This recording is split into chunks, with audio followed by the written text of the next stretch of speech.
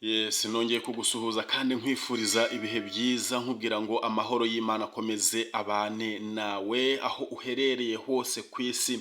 Niba uri i Burayi, uri muri Amerika, uri muri Aziya, uri muri Australia, uri muri Afurika, cyane cyane Afurika yacu iyi East African, uri mu Rwanda, uri i Burundi, uri muri Kenya, uri muri Repubulika Iharanira Demokarasi ya Kongo, uri muri Uganda, cyane cyane niba uri hano mu Rwanda, mwese aho muherereye mukomeze mugubwe neza. Ariko tunababwira ngo mwibuke gukora subscribe kugira ngo aya makuru atandukanye tugenda tubagezaho gatanu kuri gatanu azajye abageraho mu ba mbere. Niyo nkunga yanyu rero, murebaho hasi handitse subscribe, uhite ukora subscribe.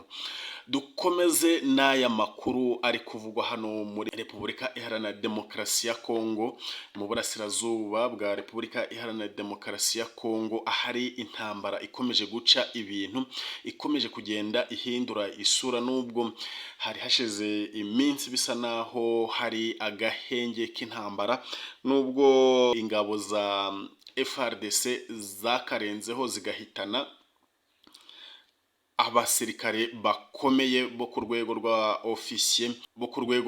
ofisiye ba M23. Ubu ngubu rero M23 ikaba yagaragaje icyuho gikomeye cyane kubera urwo rupfu rw'abo basirikare babo bita abakomando. Ni mu gihe ariko izindi mboni z'ababirebera hafi n'abasesenguzi karahabutaka bo barimo kubona ko intambara nshyashya ifite indi sura igiye kongera kubura hagati y'uyu mutwe wa M23, ndetse aho igomba kuba ihangana ku buryo bukomeye cyane na FARDC ifatanyije na SADEC. Ni umutwe rero wa M23 ushobora kuba utaribagirwa abasirikare ba Afurika y'Epfo na Tanzania bafashije FARDC kubatsinda no kubavana aho bari barafashe mu mwaka w'ibihumbi 2012. Gusa ubu hashize imyaka 10. Iby'icyo gihe sibyo by'ubu, ibintu byarahindutse cyane. M23 nayo yari yubatse cyane. Mu kiganiro gito n'itangazamakuru kuwa kabiri nyuma y'inama n'abakuriye ingabo za Afurika y'Epfo, ni Lieutenant General FARDC ukuriye ingabo zirwanira ku butaka za Repubulika Iharanira Demokarasi ya Kongo yavuze ko ingabo za SADC ari byo Southern African Development Community zirimo izo muri Afurika y'Epfo, Malawi, Tanzania, ubu ziteguye kubafasha ku buryo bukomeye gutangira urugamba rukomeye kuri M23. Uwo munsi hari hashize amasaha make hatangijwe ibitero by'indege za gisirikare muri M23 mu gace ka Kichanga, ndetse ejo kuwa gatatu M23 yemeje ko ibyo bitero karundura byahitanye abakomando bayo babiri bakomeye cyane. Ibitero by'indege z'ingabo za leta kandi byavuzwe mu karere nanone ka Masisi, ni kuwa gatatu mu duce turimo Karuba muri teritwari ya Masisi. Ibi birimo kuba mu gihe kandi impande zombi zirwana zari zaremeranyije agahenge k'intambara kari karasabwe na Leta Zunze Ubumwe za Amerika, ndetse iyi Leta Zunze Ubumwe za Amerika zo zikomeje gushyira umuhate mu gushaka ko imirwano ihagarara burundu. Muri makeya, ingabo za FARDC muri kano kanya zikaba ziri kubyinira ku rukoma kubera igikorwa cyo guhitana aba ofisiye bakomeye babiri ba M23. Ariko rero tugaruke kuri M23, uyu mutwe witwaje intwaro ukorera mu burasirazuba bwa Repubulika Iharanira Demokarasi ya Kongo, wo wamaze kugaragaza ko abasirikare bakuru babiri bawo bishwe tariki 16 Mutarama 2023 basize icyuho gikomeye cyane mu mubano wawo n'abaturage. Ni ku itariki 17 Mutarama 2023 nibwo M23 yatangaje ko aba basirikare bishwe n'ingabo za leta Repubulika Iharanira Demokarasi ya Kongo.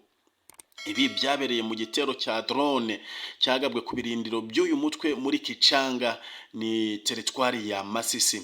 Amakuru agera mu bitangazamakuru avuga ko abishwe aribo Colonel Castro Mberabagabo wari ushinzwe ubutasi n'umubano wa M23 n'abayishyigikiye, na Colonel Erasto Bahati wari umujyanama wa General Sultan Makenga. Uyu wa kabiri ariwe Bahati Erasto akaba yishwe we n'ibikomere, ntabwo yahise apfa. Umuvugizi wa M23 ku rwego rwa gisirikari Major William Ngoma yatangaje ko kwicwa kw'aba basirikare ari ubushotoranyi ingabo za Repubulika Iharanira Demokarasi ya Kongo zakoreye uyu mutwe mu gihe impande zombi zari zaremeranyije guhagarika imirwano. Major Ngoma yasobanuye ko abasirikare bakuru ba M23 bishwe babaga hafi y'abaturage, bakabaha ubufasha bakeneye, bakabahumuriza mu gihe cy'imirwano.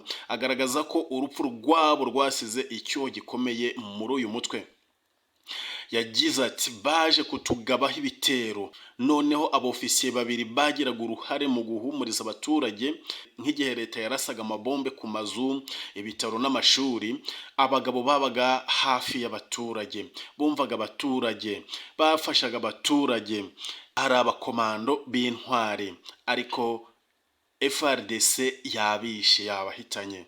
Major Ngoma yavuze ko ingabo za leta ya Repubulika Iharanira Demokarasi ya Kongo zahaye ubutumwa M23 kandi ngo byumviswe. Yabivuze muri aya magambo avuga ati bazishyura ikiguzi kinini. Tubisubiremo, bazishyura ikiguzi kinini.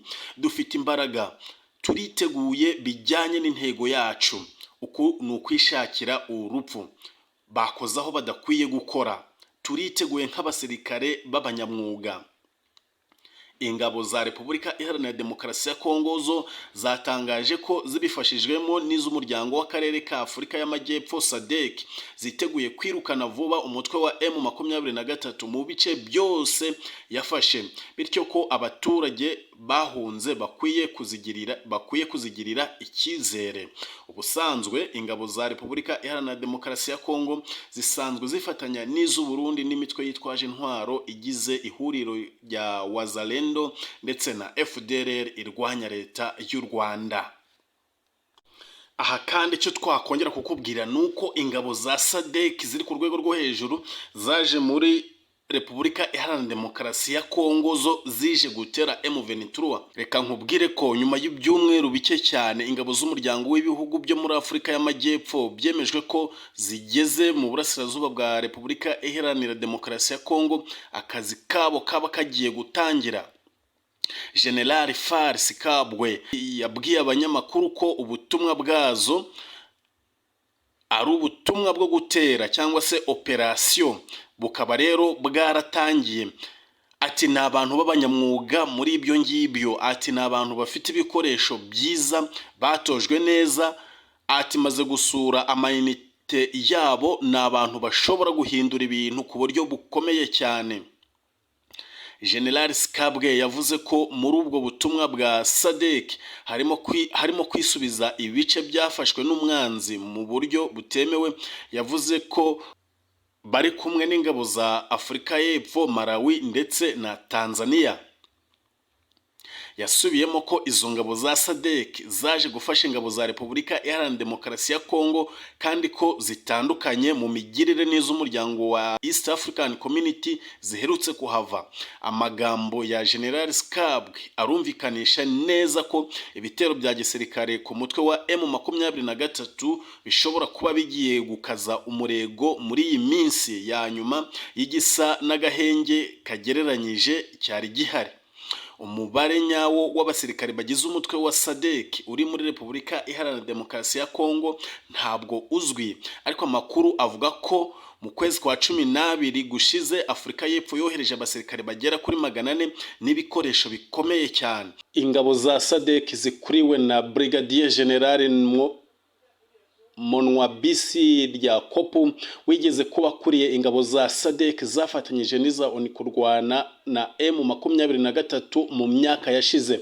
Abatavuga rumwe n'ubutegetsi muri Afurika y'Epfo bo banenze kohereza ingabo muri icyo gihugu bavuga ko zititeguye, zidafite ibikoresho bihagije kandi zitazi neza ikibuga zigiye kurwaniramo. Leta ya Pretoria yo yavuze ko ifite inshingano yo gufasha igihugu bihuriye mu muryango umwe w'ubukungu kwitabara mu gihe cyatewe hagendewe ku mahame agenga uwo muryango. Ariko M23 ikaba yamaze gutangaza ko ingabo za FARDC ndetse na SADEC bakoze intare ahantu hakomeye cyane hadakorwa. Ibitero by'indege z'ingabo za leta ya Kongo kuri wa kabiri ikicanga bikekwa ko byashegeshe cyane umutwe wa M23 wo wemeje ko hapfuye abakomando bawo babiri gusa utatangaje amazina. Igisirikare cya Repubulika Iharanira Demokarasi ya Kongo ntacyo kiratangaza kuri ibyo bitero. Mu butumwa bw'amajwi umuvugizi wa gisirikare wa M23 ni Major Wiringoma yumvikana avuga ko ibyabaye kuwa kabiri ari ubwicanyi buteguye ku bantu batari ku rugamba bari biviriye gusura abaturage. Major Ngoma mu burakari bwinshi cyane ati bazabyishyura bihenze cyane, bihenze cyane. Ati ubu dufite morale no kwiyemeza, kugendeye ku ntego yacu. Bazabona kaga, bazabona ko bakoze ntaraho batagomba gukora. Yongera ati ubu rero twiteguye kubasubiza, twumvise ubutumwa bwabo neza cyane kandi tugiye kubasubiza nk'abasirikare b'umwuga. Amagambo y'uyu muvugizi wa M23 nayo arumvikanisha ko intambara ishobora kuba igiye kuba karundura kandi vuba. Ku ruhande rw'ingabo za FARDC uretse ingabo za SADC bivugwa n'inzobere za ONICO zifashwa n'ingabo z'u Burundi n'imitwe y'inyeshyamba itandukanye yahurijwe hamwe ikitwa Wazalendo irimo na FDLR irwanya leta y'u Rwanda. Ku ruhande rwa M23 inzobere za ONIZO zivuga ko uyu mutwe ufashwa n'igisirikare cy'u Rwanda. Kugeza mu mpera z'umwaka ushize ONI yabaraga abantu bagera kuri 5,590,000 bavuye mu byabo mu ntara ya Kivu ya ruguru, Kivu y'Epfo na Ituri kubera imirwano y'ibikorwa by'inyeshyamba. Muri Kivu ya ruguru honyine habarwaga 2,280,000 z'abavuye mu byabo. Imibare y'abasivile bishwe byo kubera izi ntambara nayo ibarirwa mu bihumbi n'ibihumbagiza. Yes, nongeye kugusuhuza kandi nkwifuriza ibihe byiza, nkubwira ngo amahoro y'Imana akomeze abane nawe aho uherereye hose ku isi. Niba uri i Burayi, uri muri Amerika, uri muri Aziya, uri muri Australia, uri muri Afurika, cyane Afurika yacu iyi East African, uri mu Rwanda, uri i Burundi, uri muri Kenya, uri muri Repubulika Iharanira Demokarasi ya Kongo, uri muri Uganda, cyane niba uri hano mu Rwanda, mwese aho muherereye mukomeze mugubwe neza. Ariko tunababwira ngo mwibuke gukora subscribe kugira ngo aya makuru atandukanye